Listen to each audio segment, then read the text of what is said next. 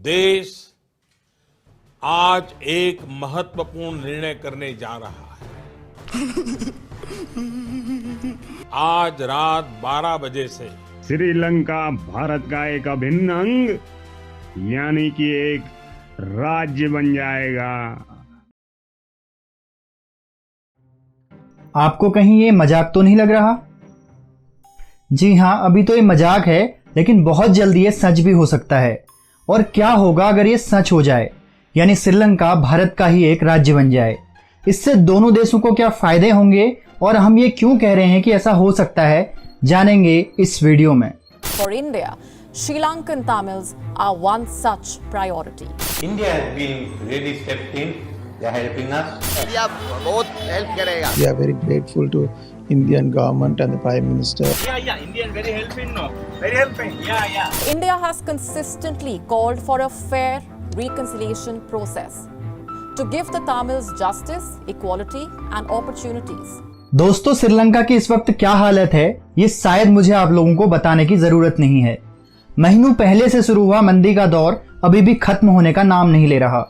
अभी हाल ही में एक travel blogger the Indo tracker ने श्रीलंका का दौरा किया और श्रीलंका के ताजा हालातों के बारे में बताया।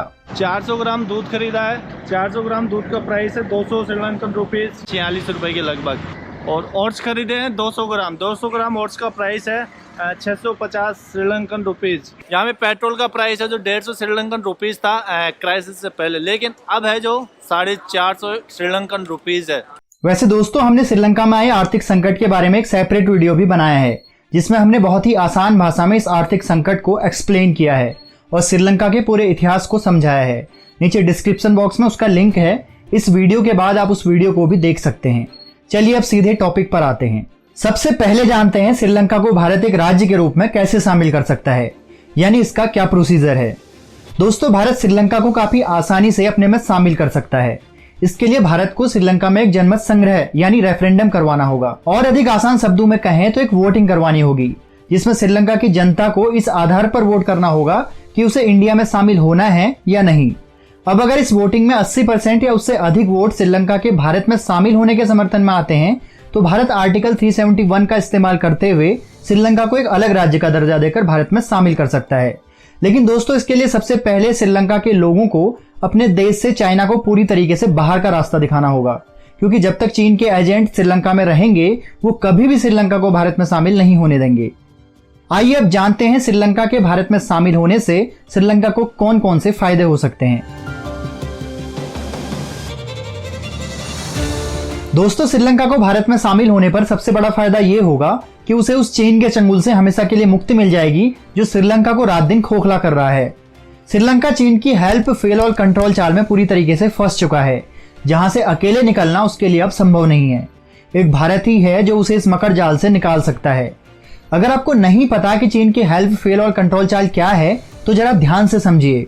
दोस्तों, चीन को अगर कोई देश अपने कंट्रोल में लेना होता है, तो चीन उस देश को उन प्रोजेक्ट्स के लिए महंगी ब्याज दर पर जमकर लोन देता है, जिन प्रोजेक्ट्स का पहले से फेल होना तय हो। और फिर जब प्रोजेक्ट फेल हो जाता है और देश लोन चुकाने की स्थिति में नहीं होता, तो उस देश का कंट्रोल धीरे धीरे अपने हाथ में ले लेता है। दोस्तों, यही है चीन की हेल्प, फेल और कंट्रोल चाल, जिसमें श्रीलंका पूरी तरह से फंस चुका है। दूसरा फायदा श्रीलंका को भारत में शामिल होने पर यह होगा कि श्रीलंका में जो जरूरत की चीजों की कमी की समस्या बनी हुई है, जैसे डीजल पेट्रोल की कमी, खाने की चीजों की कमी, दवाइयों की कमी, ये समस्याएं हमेशा के लिए खत्म हो जाएंगी। क्योंकि भारत एक बड़ा देश है और यहाँ अगर किसी चीज की कमी होती है, तो दूसरे राज्यों से इंपोर्ट करके इस कमी को पूरा किया जा सकता है। आपने अक्सर देखा होगा कि इंडिया में अगर कभी किसी राज्य में किसी वजह से किसी चीज की कमी होती है, तो तुरंत दूसरे राज्यों से उस कमी को पूरा कर लिया जाता है। श्रीलंका को भारत में शामिल होने पर तीसरा फायदा ये होगा कि उसे एक बहुत बड़ा बाजार मिल जाएगा, जहां वो अपने प्रोडक्ट बेच सकता है और जरूरत की वस्तुएं खरीद भी सकता है। जैसा कि आप जानते ही हो, श्रीलंका रबड़, नारियल और मसालों का बहुत बड़ा उत्पादक है। अभी अगर श्रीलंका को किसी भी तरह का इंपोर्ट या एक्सपोर्ट करना होता है, तो या तो वह चाइना पर निर्भर है या फिर दुनिया के और देशों पर। लेकिन भारत में शामिल होने पर एक तो उसे अपने ही देश में एक बहुत बड़ा बाजार मिल जाएगा, और अगर इंटरनेशनल मार्केट की भी बात की जाए, तो इंटरनेशनल मार्केट में भी भारत ने काफी अच्छी छवि बनाई हुई है, जिससे जाहिर सी बात है श्रीलंका को भी फायदा होना तय है। चौथा फायदा श्रीलंका को यह होगा कि जो श्रीलंका में सिंघल और तमिल लोगों के बीच मनमुटाव है, वो खत्म हो जाएगा। क्योंकि श्रीलंका में जिस इलाके में तमिल लोग ज्यादा हैं, उसको भारत के तमिलनाडु राज्य में शामिल किया जा सकता है, जिससे ये समस्या भी हमेशा के लिए खत्म हो जाएगी। श्रीलंका में हिंदू धर्म को मानने वाले लोग ज्यादा हैं, जिससे श्रीलंका की काफी चीजें भारत से मिलती जुलती हैं। तो श्रीलंका के भारत में शामिल होने से श्रीलंका का सांस्कृतिक और धार्मिक रूप से और ज्यादा विकास होगा। वहाँ के लोग भारत के लोगों के साथ मिलकर कोई त्योहार खुशी से मना सकते हैं, आपस में विवाह भी होने लगेंगे, तो श्रीलंका का कल्चर और भी ज्यादा डेवलप होने लगेगा। दोस्तों अब बात करते हैं श्रीलंका के भारत में शामिल होने से भारत को क्या फायदा होगा। श्रीलंका जैसे ही भारत में शामिल हो जाएगा, उसी दिन से किसी भी देश के लिए भारत को हिंद महासागर में हराना काफी मुश्किल हो जाएगा, क्योंकि श्रीलंका के भारत में शामिल होते ही हिंद महासागर में चीन की मौजूदगी खत्म हो जाएगी और भारत की यहाँ पकड़ मजबूत हो जाएगी। श्रीलंका के भारत में शामिल होने से भारत के टूरिज्म सेक्टर को जबरदस्त फायदा होगा, क्योंकि आप सब लोग जानते हो कि श्रीलंका और भारत का भगवान राम से कितना बड़ा कनेक्शन है।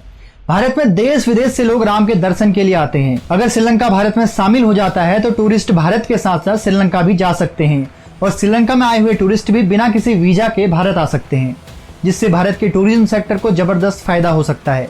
भारत श्रीलंका से काफी सारी चीजें इंपोर्ट करता है, जिनमें गाड़ियों के टायर्स, बिजली की तारें, रबड़ के दस्ताने और भी कई सारे प्रोडक्ट शामिल हैं।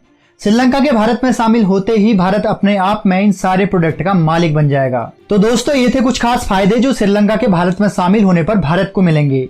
वैसे कुछ लोगों का मानना है कि श्रीलंका के भारत में शामिल होने पर भारत को नुकसान होगा, क्योंकि भारत की पॉपुलेशन काफी बढ़ जाएगी। लेकिन दोस्तों मेरी राय में इसका कोई खास असर नहीं होगा, क्योंकि श्रीलंका की जनसंख्या 2 करोड़ है और भारत की जनसंख्या लगभग 140 करोड़। श्रीलंका के भारत में शामिल होने से भारत की जनसंख्या में 2 करोड़ का इजाफा जरूर होगा, लेकिन हमें यह नहीं भूलना चाहिए कि हमें 65,610 वर्ग किलोमीटर के एरिया के साथ साथ हिंद महासागर पर एक मजबूत पकड़ भी मिल रही है।